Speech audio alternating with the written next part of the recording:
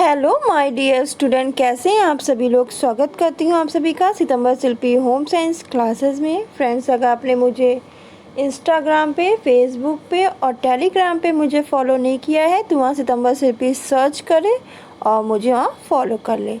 चलिए शुरू करते हैं आज की क्लास। फ्रेंड्स, आपकी टीजीटी पीजीटी जिसकी वैकेंसी आपकी सितंबर के फर्स्ट वीक तक आ जाएगी। सब कुछ फॉर्म वॉर्म भरने के लिए जो सॉफ्टवेयर है वो तैयार हो चुका है, फ़ीस भी तय हो चुकी है, बस नोटिफिकेशन आना बाकी है।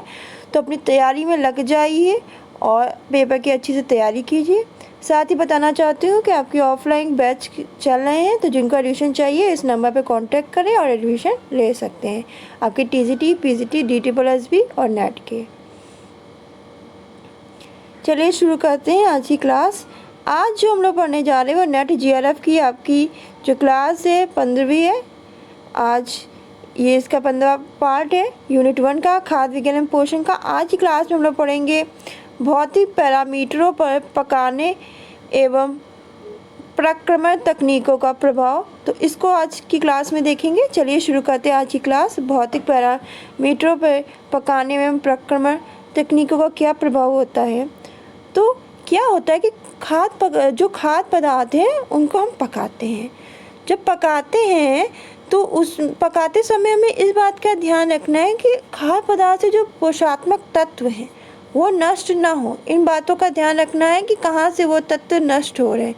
तो पोषात्मक तत्व को हमको बचाना है। साथ ही अब हमको इस क्लास में हम लोग पढ़ेंगे कि भौतिक पैरामीटर को आपका है भौतिक पैरामीटर पर पकाना। जो भौतिक पैरामीटर है उन पर पकाना और प्रक्रमण तकनीकों का प्रभाव, और उस पर क्या तकनीकों का प्रभाव पड़ रहा है ये देखना। तो देखते हैं। तो भौतिक पैरामीटर जैसे आपका आटा है,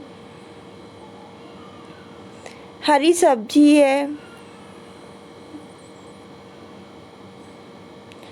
दालें हैं, दूध है, फल है, इन सब पे बहुत ही प्रभाव पड़ता है। तो भौतिक पैरामीटरों का आटा, हरी सब्जी, दालें, दूध, फल, इन सब पे प्रभाव पड़ता है।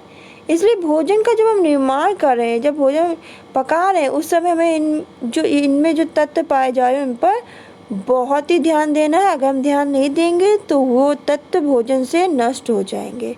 तो देखते हैं। पहला है कि तो हम देखते हैं कि जो भौतिक पैरामीटर पकाने का और प्रक्रमण तकनीकों का क्या प्रभाव पड़ता है। तो पहला है आपका आटा।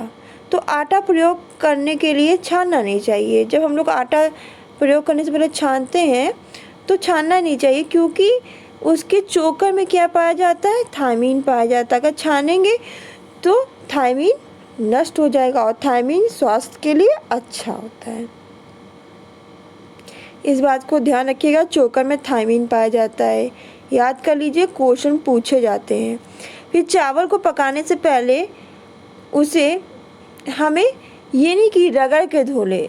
चावल को पकाने से पहले उसे रगड़ के नहीं धोना चाहिए। चावल की ऊपरी परत में उपस्थित B2 पानी के साथ घुलकर चला जाता है। अगर हम उसे रगड़ के धुलेंगे तो जो चावल है तो उसकी ऊपरी परत पे जो B2 विटामिन होता है वो पानी के साथ घुल के चला जाएगा, वो हमको पोषक तत्व नहीं मिलेगा। तो चावल को पकाने से पहले हमें ये नहीं कि लेके इसको रगड़े पड़े हैं और उसमें जो विटामिन B2 है वो नष्ट कर दिया, तो नहीं। इस बात का ध्यान रखना है कि चावल को पकाने से पहले ज़्यादा रगड़ना नहीं चाहिए, वरना उसका विटामिन B2 नष्ट हो जाएगा। तो याद रखिएगा, चावल की ऊपरी परत में विटामिन B2 पाया जाता है। यहाँ से 2 क्वेश्चन तैयार हो गए। फिर नेक्स्ट है आपका चावल का जो माड़ है उसे नहीं निकालना चाहिए। तो हाँ, चावल का माड़ नहीं निकालना चाहिए। चावल में जो घुलनशील विटामिन और खनिज लवण है चावल से अलग हो जाएंगे। अगर माड़ निकाल देंगे तो चावल के जो पानी में विटामिन और खनिज लवण है वो चावल से क्या हो जाएगा, अलग हो जाएगा। तो चावल में पकाने के लिए जितना जरूरी पानी है बस उतना ही हमें डालना चाहिए जो उसे सोख ले। फिर हमेशा हमें हाथ से कुटे हुए चावल है उनका ही उपयोग करना चाहिए, क्योंकि उसके ऊपर जो उसमें क्या पाया जाता है, जो हाथ से कुटे चावल का प्रयोग करना चाहिए, क्योंकि इसमें विटामिन B1 पाया जाता है।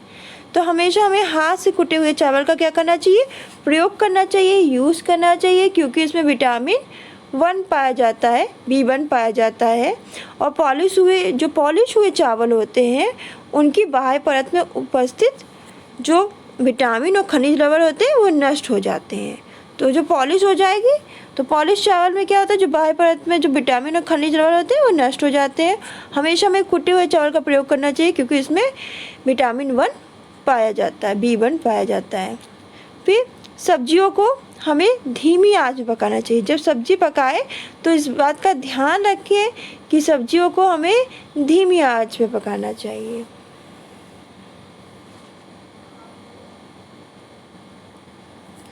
साथ ही आपको बता दें, जो गाजर है आपका, मूली है, फूल गोभी है,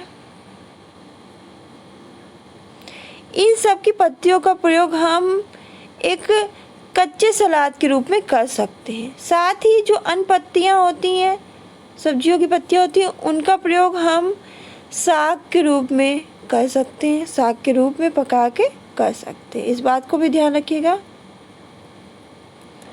फिर नेक्स्ट है आपका, मैंने बता दिया। फिर नेक्स्ट है आपका है कि हमेशा अनाज का जब संग्रह कर रहे हैं, जब हमेशा अनाज को हम रख रहे हैं तो हमेशा में सूखे और साफ डिब्बे में रखना चाहिए। उसे कभी गीले उसमें नहीं रखना चाहिए, क्योंकि सूखे खाद्य पदार्थ जब वायु और नमी के संपर्क में जब वायु और नमी के संपर्क में क्या आएंगे, फफूंदी लग जाएगी और वो खराब हो जाएंगे।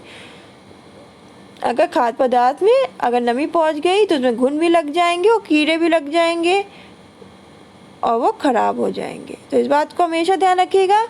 अनाज का जो संग्रह कर रहे हैं, स्टोर कर रहे हैं, हमेशा हमें सूखे और साफ डिब्बे में करना है इसे।